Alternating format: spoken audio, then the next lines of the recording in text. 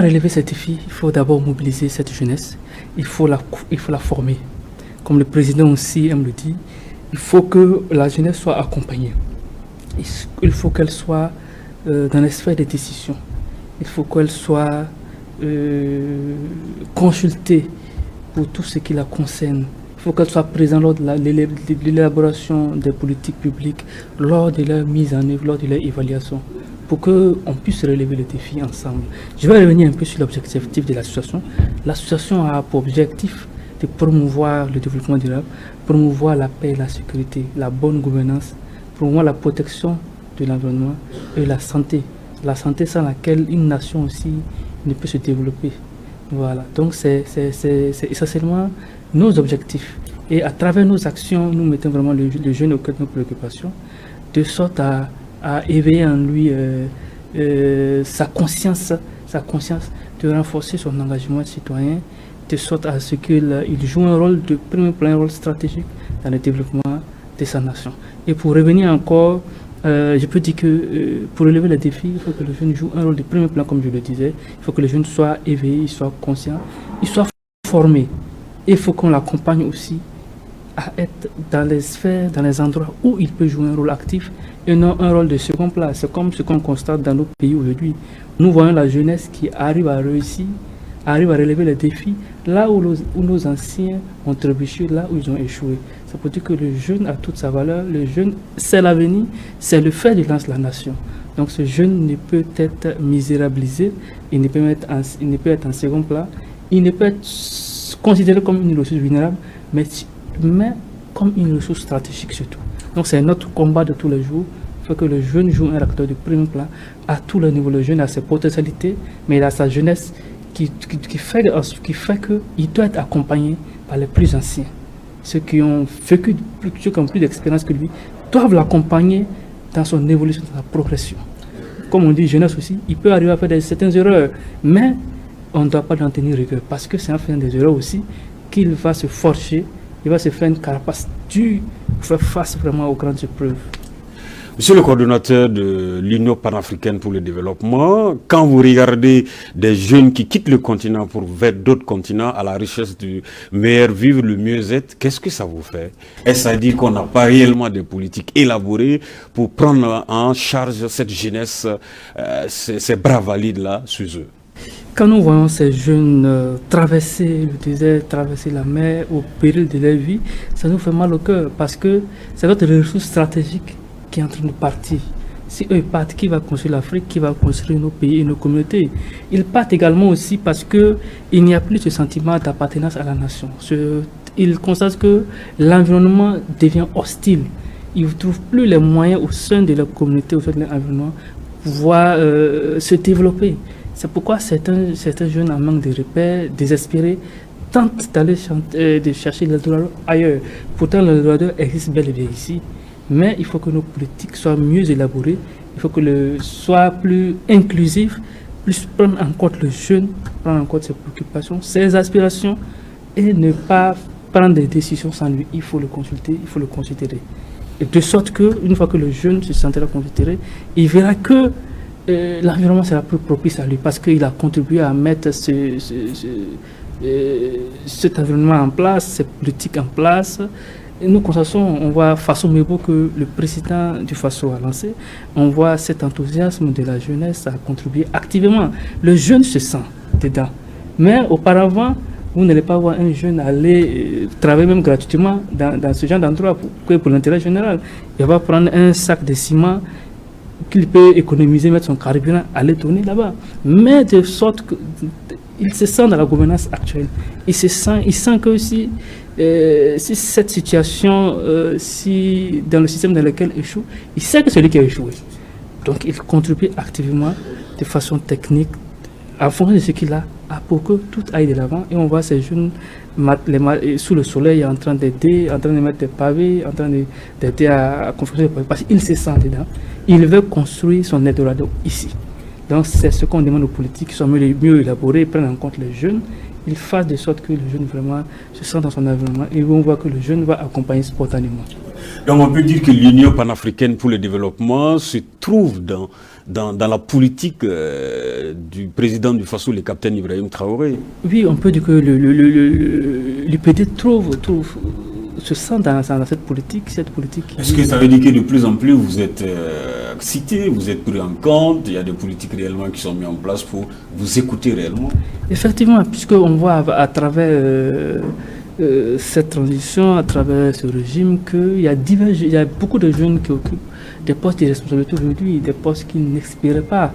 Voilà, donc ça veut dire qu'ils se sentent là-dedans et c'est ce qu'on veut, que les jeunes soient représentatifs, soit dans les sphères de décision, que sa voix compte, qu'ils ne soient pas laissés pour compte, mais qu'ils comptent. Mais il y a d'autres aussi qui disent qu'on a eu à avoir des expériences amères avec des jeunes qui on a placé à des endroits de responsabilité, mais qui ont beaucoup déçu parce qu'ils ont mélangé jeunesse et travail, ils ont mélangé amusement et résultat, et au final, s'il y a des difficultés, qu'est-ce que vous en dites à ceux qui disent cela? Ceux qui disent cela, peut-être chacun sa perception, chacun sa manière de voir les choses. Comme je le disais tantôt, les jeunes peuvent faire des erreurs. Le jeune, on ne peut pas mettre un jeune erreur de responsabilité, on ne peut pas mettre un jeune dans une sphère, dans un lieu. Il faut qu'on puisse l'accompagner. Okay. C'est un processus pour lui. Il faut qu'on puisse l'accompagner, il faut qu'on soit à ses côtés. S'il avance trop vite, on peut lui dire, bon, on va un peu à l'orange pour ralentir, ainsi de suite. Il faut qu'il soit accompagné. S'il est coaché tout au long de ce processus, je pense que le jeune va aller droit dans les buts. Mais s'il est laissé à lui-même, sa jeunesse aussi, sa fougue peut l'amener aussi à faire certaines erreurs par inadvertance et par manque d'expérience aussi. Il peut faire certaines, certaines actions qui ne sont pas agréables, mais c'est par inadvertance généralement, pas par exprès. C'est pourquoi il faut qu'il soit coaché, il faut qu'il soit amené dans un processus d'accompagnement permanent, continu, pour que vraiment il puisse être un acteur de demain, un vrai citoyen bâtisseur. Puisqu'il doit se construire. On doit l'accompagner à ce qu'il puisse se construire. Vous êtes le coordonnateur national de l'Union panafricaine pour le développement. On voit que ces 2 jours, vous avez mis l'accent au niveau de la sensibilisation, la formation au niveau des femmes. Est-ce à dire que c'est la couche la plus en difficulté selon vous? Ou forcément il faut les accompagner aussi pour qu'ils soient au même niveau que les hommes? Je ne dirais pas que c'est la couche la plus en difficulté. Nos sociétés considèrent les femmes comme les jeunes comme des couches vulnérables, mais je dirais que on l'a vulnérabilisé si on n'est pas vulnérable.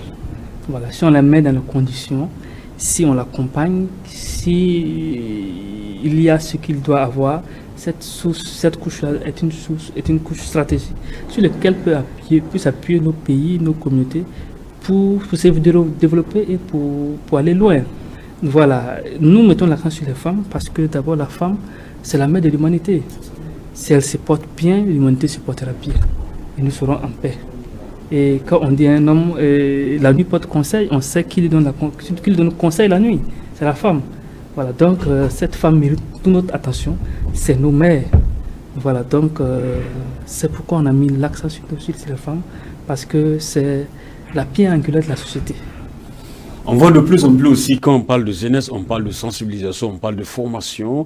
Est-ce que il y a des activités aussi qui sont prévues dans ce cadre-là? Parce que le plus souvent aussi, on dit que ce qui manque au niveau de cette jeunesse, c'est la formation, c'est la sensibilisation. Est-ce à un certain moment aussi, il ne faut pas arrêter la sensibilisation pour aller réellement sur les choses pratiques, concrètes, pour permettre aussi à ces jeunes d'avoir les outils nécessaires pour être eux-mêmes responsables? J'en conviens avec vous. Il faut pas passer à cette sensibilisation puisque on peut former, on peut sensibiliser des jeunes en 2020, mais en 2025, ces jeunes passent à une autre étape. Donc à cette étape-là, il y a ce qui aussi va à cette étape. Il y a d'autres jeunes qui viennent, il faut continuer à les sensibiliser. Ça veut dire qu'il faut faire une combinaison. Il faut les sensibiliser, il faut les former, il faut les accompagner, il faut les responsabiliser, il faut leur donner des outils pour qu'eux-mêmes ils arrivent à se développer. Voilà, mais en se développant aussi, comme je dis, il faut un coaching vraiment pour les mentorer, pour les accompagner dans leur processus de développement. Voilà. Et UPD s'inscrit dans cette dynamique parce que le 8 mai dernier à Koubri, nous avons lancé une initiative qu'on appelle Éveil patriotique. C'est une initiative qui vise à sensibiliser la jeunesse scolaire et estudiantine sur les enjeux du développement, les enjeux sécuritaires qui vivent notre pays et à leur montrer leur rôle crucial dans la préservation de la paix, de la cohésion sociale. Mais ça passe par des conférences patriotiques que nous allons organiser.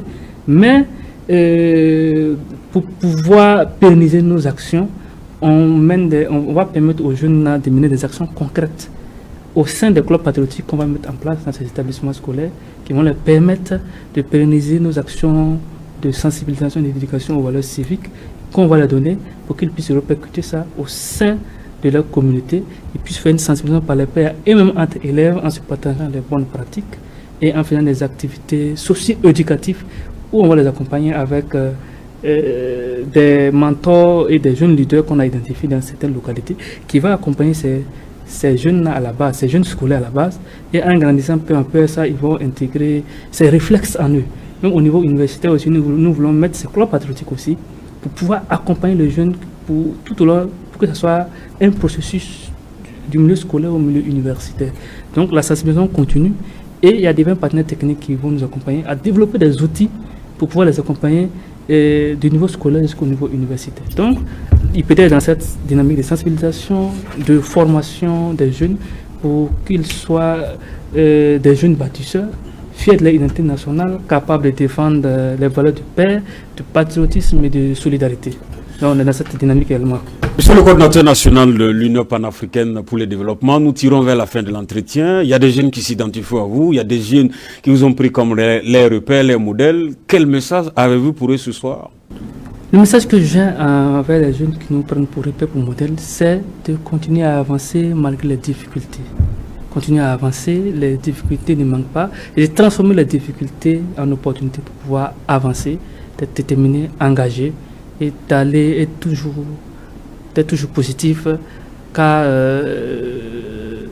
l'avenir appartient à la jeunesse.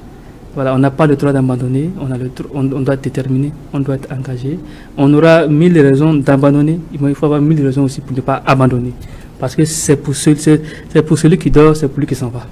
C'est bien noté. Ouais. Chers téléspectateurs de la télévision 43, on s'arrête ici pour l'invité de la rédaction. On se retrouve demain toujours avec le même plaisir. Prenez soin de vous car chaque jour est une vie. Au revoir et à bientôt.